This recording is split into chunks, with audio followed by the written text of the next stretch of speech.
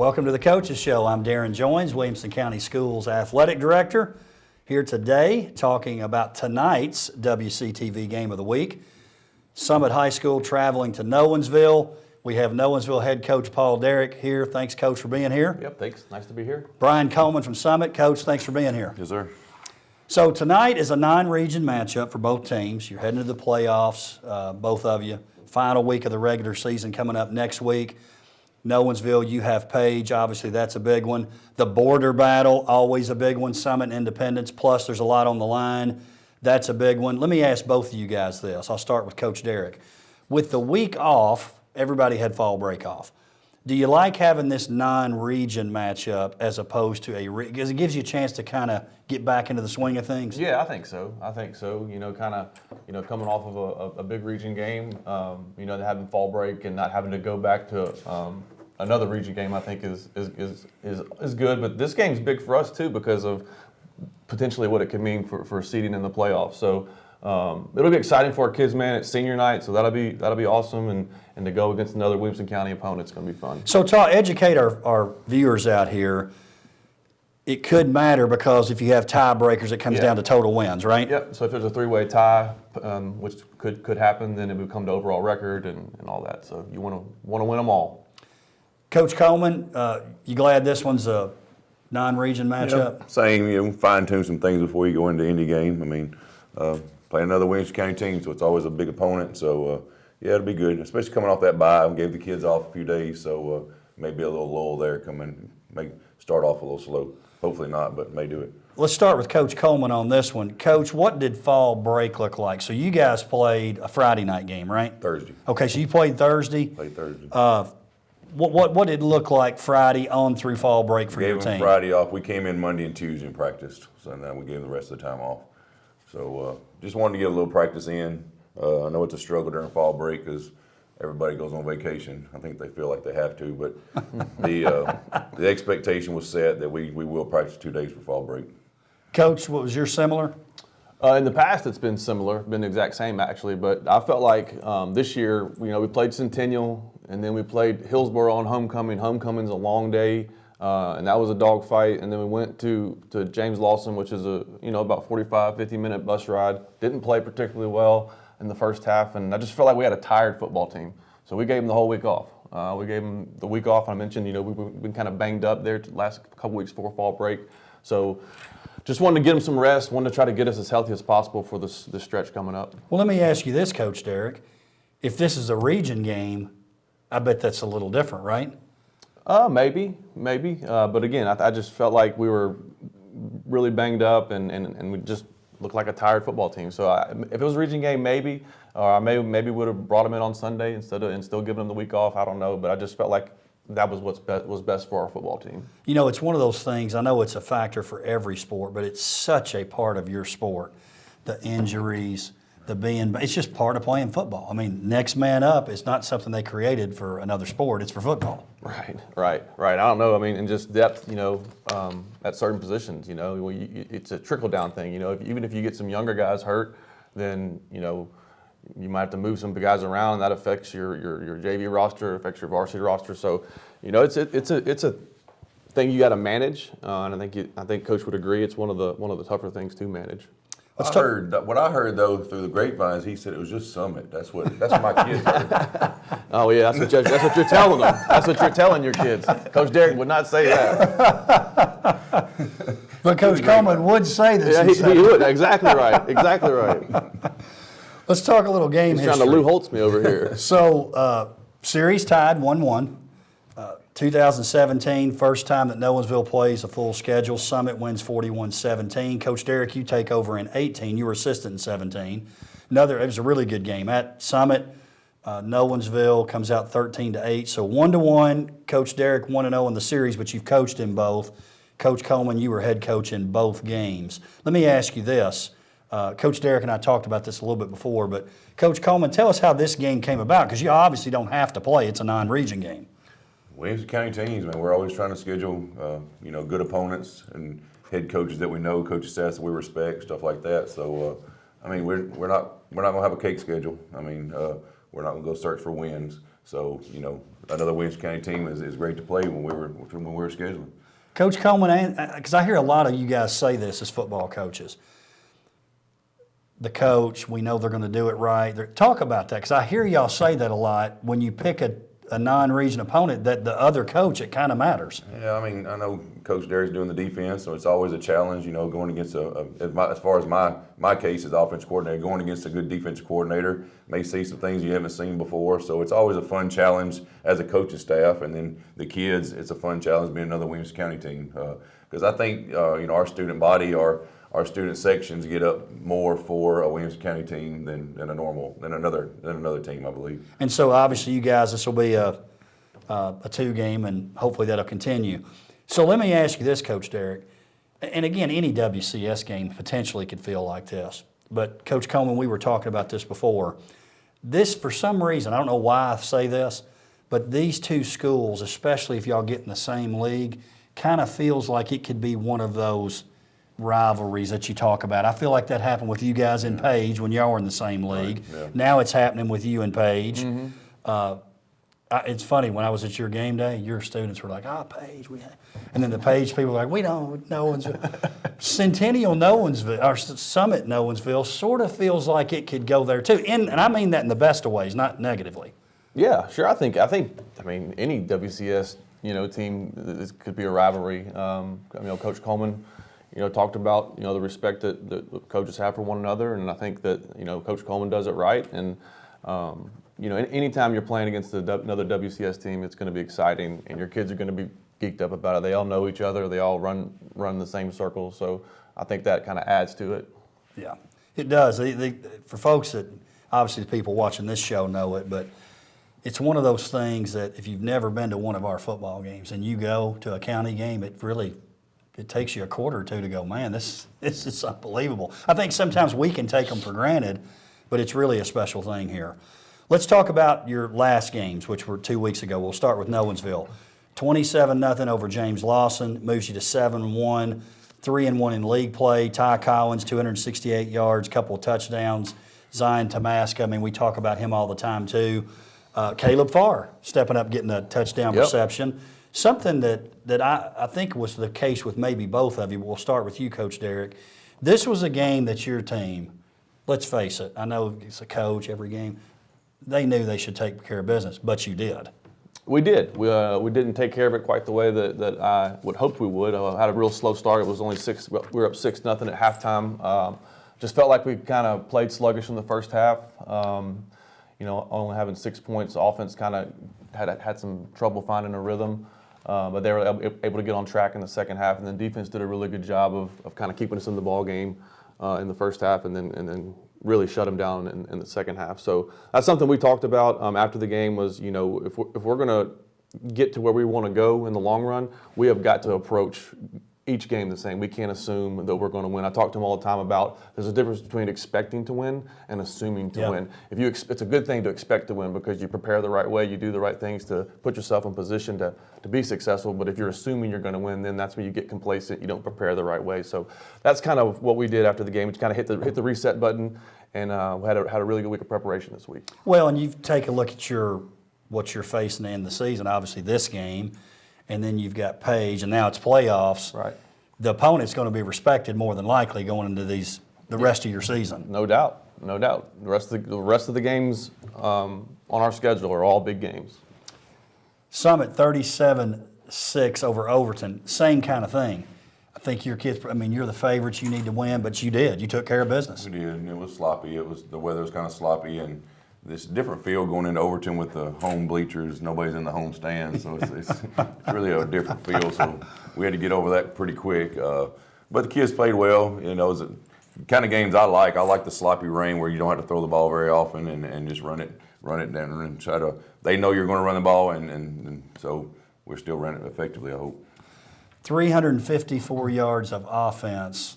You only gave up 129. Michael Haney, another big game for you. He always seems to have big games. Had a touchdown pass to Cooper Felts.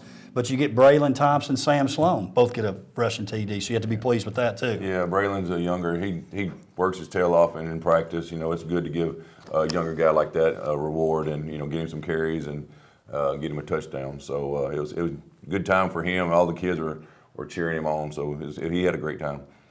Let's look at your region. So if you take a look in 6A, we'll start with 6A, which is Summit. Franklin 0-4, Overton 0-4. They're out of the playoff picture. We know who's in. We don't quite know how they're going to shake out. We got Ravenwood 4-0, Brentwood 3-0, Independence 2-1. You guys at 2-2. On the Nolensville side, Centennial and Page both 3-0, but they play one another, so somebody's going to be 3-1.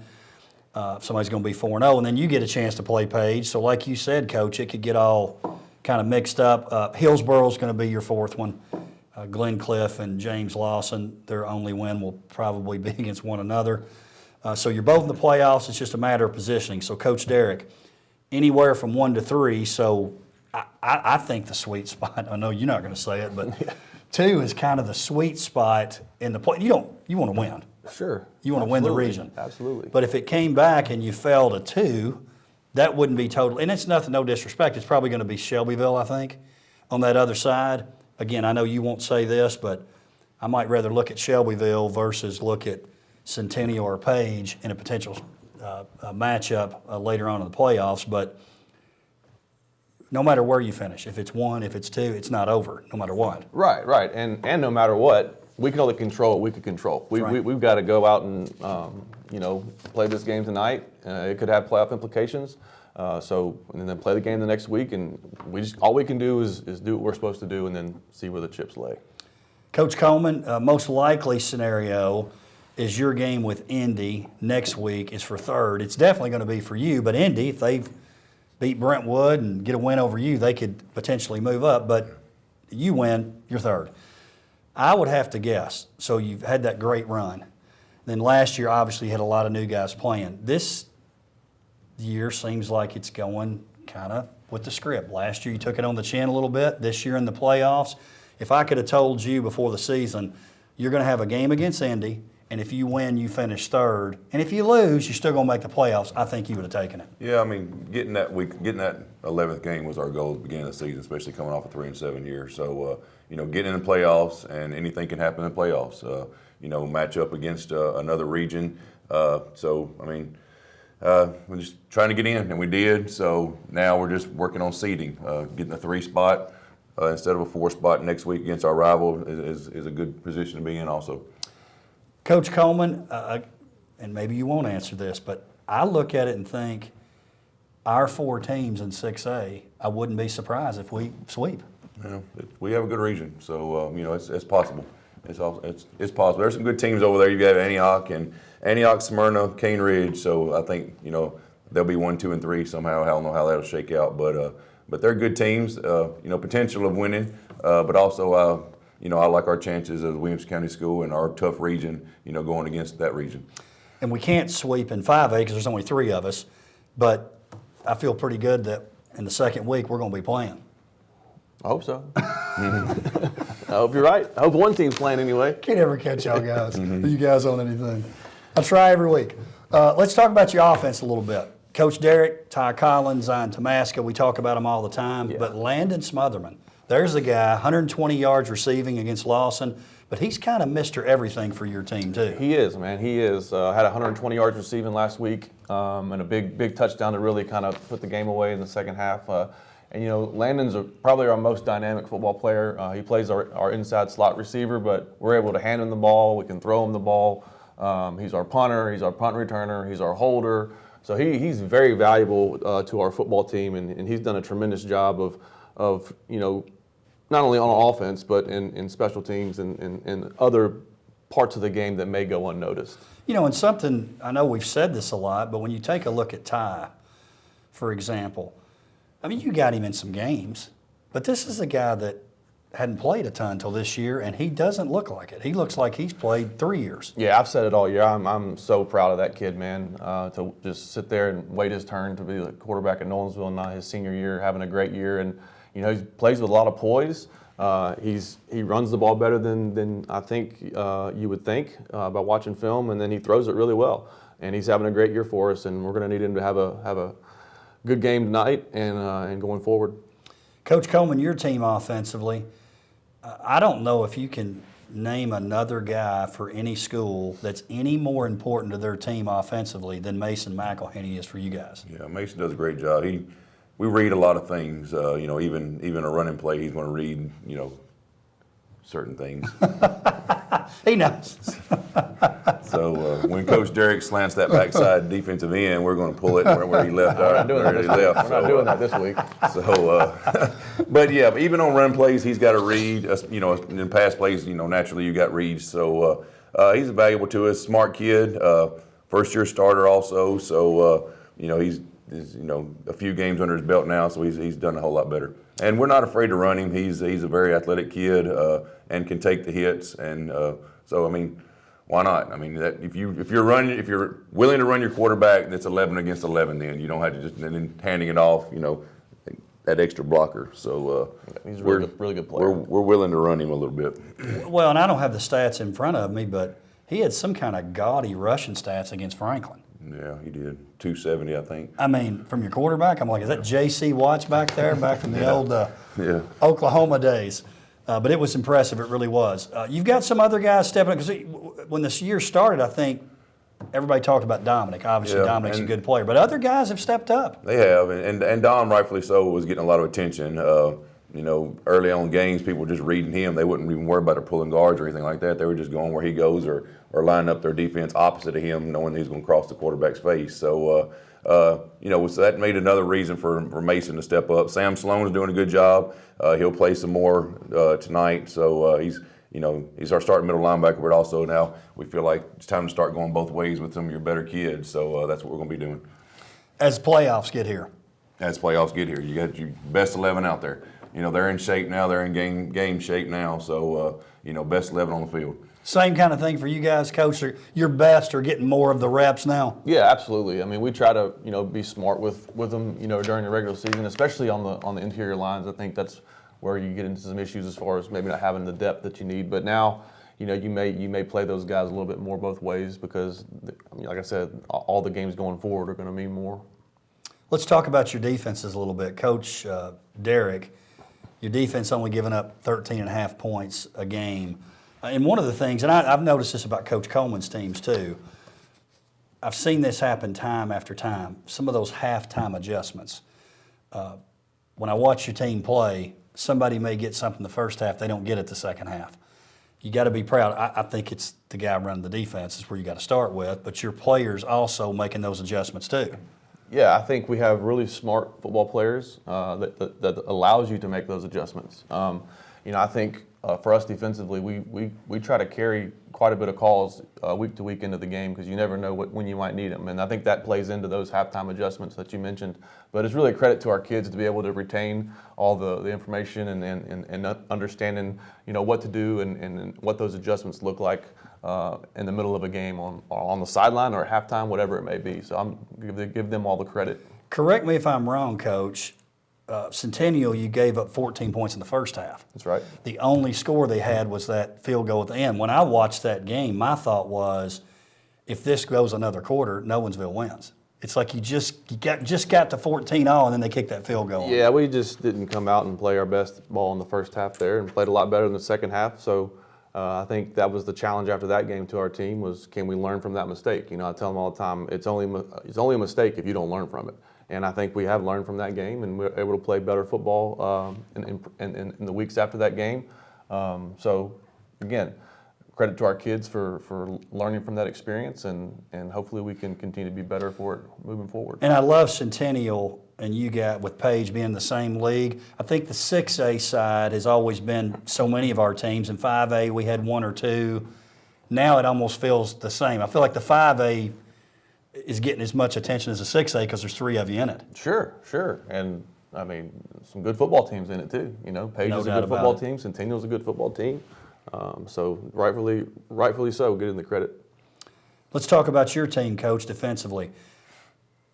I start with that Brentwood game. If I look at kind of the trends of your defense, to me, starting with that game, your defense took a jump. Yeah, they did. 7-0 at halftime of Brentwood. I mean, the defense is keeping us in games where our offense is kind of slow to get going. So Coach Taylor does an excellent job with the defense and the halftime adjustments, like like y'all are talking about, the kids know the defense, it's always fun when you can coach a team that understands football. You can talk to them about different things. I love this offensive line I have now. They understand our offense, so you can talk to them about what's this guy doing, what are our adjustments, how do you adjust to that, and they know what we're talking about and can do those adjustments. We'll talk about this too, Coach, because you're running the offense. That's got to be great in practice. Now, obviously, you're not tackling to the ground and doing some of those things, but when the ones do go against the ones, that's got to be great for your offense too. It's good for our offense. Yeah, it's the Williamson County defense. Everybody in Williamson County runs basically it's kind of the same defense. So it's fun to go against them. And offensively. We don't get a lot of film sometimes with a tight end wing. I know y'all are running a tight end wing type Ravenwood now. Don't let Coach Tester fool you. He's a wing T guy now. He's changed. But we don't get a lot of film, as far as, what's the defense going to do to us. So it takes, a couple series to figure out, how they're going to play the tight end, how they're going to play the wing, what are they going to do on the weak side to the receivers and stuff like that. So the kids have to be able to adjust during the game. Coach, any conversations in your history with Roger Holmes that used to be the wing T guru, the beach guy, Dublin, Georgia. That's now, right. Yeah, that's right. He did a good job there at Beach running that wing T. I always was fascinated watching it from above. It's really fun to watch. It's probably not fun to. No, it's not fun to defend at all. Yeah, when done right, the fakes and the stuff like that. That's the old school. Yeah, under center. Yeah, that's the good stuff. And don't you think too? Let's face it, sometimes, especially late in the playoffs, and we've got good athletes too, but sometimes maybe it's different. I think when you have an offense like you're running, Coach Coleman, that has a way to maybe kind of even it up a little bit. Yeah, it does. Yeah, I mean, smaller offensive linemen, things like that. So that's why we started it when we started the summit. We were outsized on the offensive line, so it provides better angles. Some of your more athletic guys are like guards, can pull and kick and stuff like that. But now we pull our tackles, we pull everybody with the center now. So it's just kind of gone with the times and put it in shotgun and things like that. So trying to spice it up a little bit. Let's talk about special teams a little bit. This is for both of you. We'll start with Coach Derrick. It seems like playoff time. It's kind of like turnovers and penalties. Special teams becomes more and more. It's like every play counts even more. Definitely every possession does. Sure, we talk about it all the time. It's a third of the game, and it's something that if you're not on your game, you're not executing the way you need to, it can cost you a ball game. So we worked probably harder than we ever have this year on special teams, and we continued to work on them going forward. I told the kids the story about when we were at Ravenwood and we were lined up to kick a field goal to win the game in the state championship, and it got blocked and we lost in overtime. So I just use that as an example to, look, this is important. It really is. Coach, would you agree? Turnovers, penalties, special teams really shows up in the playoffs. We missed an extra point against Green Hill and ended up losing by 1 point. So it's huge. I mean, you can't give up big kickoff returns. You put your defense in a bind if the other team is starting, 30, 40 even at the midfield. So it's huge. Extra points are huge. Kickoffs are huge. I mean, they're all big, and the kids understand that. Just because you're on special teams, it's not the time to take a play off for sure. I've always, and I know I don't have this great football knowledge, but I have this appreciation watching games that maybe just the average fan doesn't. The flipping of the field. I mean, it's huge, and people don't even think about it. I think a lot of times. Field position, yep. Hidden yardage. For example, if you don't fair catch a punt, you let it hit the ground and it rolls. You give you 10, 20 yards. Or if your kicker can put it in the end zone, they got to start the 20 and drive the football 80 yards every time. I mean, that hidden yardage is huge in special teams. Well, and you hear people, it's fourth and we go for it. Well, if we go for it and don't get it, they've got 50 yards instead of 80. Yeah. Let's make them go 80. 100%. But Joe fan doesn't always know that. All right, let's talk about tonight's game a little bit. We'll start with Coach Derrick. Some keys for you offensively tonight. Just get back in the rhythm. I felt like against Hillsboro, we made some plays we needed to win the game, but didn't really play in a groove. And then we started sluggish against Lawson on our last game. So I think getting off to a fast start, getting into a rhythm, and executing at a high level. Coach Coleman, not only tonight but next week and into the playoffs, I have a feeling time of possession something you guys look at offensively. I think it was the Franklin game that you had the ball like 32 minutes. Yeah, Coach Chud's always getting on to me. He said I call the plays in too fast, so we're trying to drain that play clock as much as I can, but I get in trouble a lot by the coaching staff. And our key, I think, is protect the football and limit our penalties. Ravenwood, we first drive of the game, we're driving, and drop the ball on the ground. They get it, and then we muff the first punt, so we're already behind the 8 ball there. So. We've got to protect the football as an offense and, limit the penalties. We can't be 1st and 15 or 1st and 20 or, anything like that. So, stay in front of the chains, I guess they say, and just limit the turnovers. Defensively, Coach Derrick, was it safe to say this is the most unique offense you face in terms of you don't see it all the time? I think so. I think, anytime you play an option or a wing T type team, everybody's got to do their 1/11th, and they can't be worried about anything other than their job. So eye discipline will be at a premium for us tonight on defense. I think you don't want to let them get to 3rd and short. So I think trying to win on first downs and get them to 3rd and a little bit longer will be huge for us. And then Coach mentioned it, if we can maybe get some turnovers and get the ball back to our offense. So as a defense coach, what's kind of the magical? Is it 2 yards or less on first down if you think you're doing a good job? Yeah, I think if you think 2nd and 8's a good second down number. But just again, when I play teams like that, you don't want to let them get in 3rd and 3 or less, 3rd and 4 or less. You want it to be 3rd and 5 or more. Coach Coleman, talk about the challenges facing Nolensville's offense. Yeah, limit the big plays. Their running back is really, really fast, and he gets an open field, and he break one really fast on us. So you've got to limit the big plays. Don't get beat over the top. Just all the football talk. Can't give up an 80-yard touchdown. Make them drive, and snap the ball over and over again. Well, and we'll finish with this. Again, I appreciate you guys being here. Again, talking about the WCTV football game of the week, Summit traveling to Nolensville. How do you, and I know it's Williamson County, so they're not going to totally do this, but let's face it, even though you could have tiebreakers, next week's, that's the one. How do you keep them from looking ahead a little bit?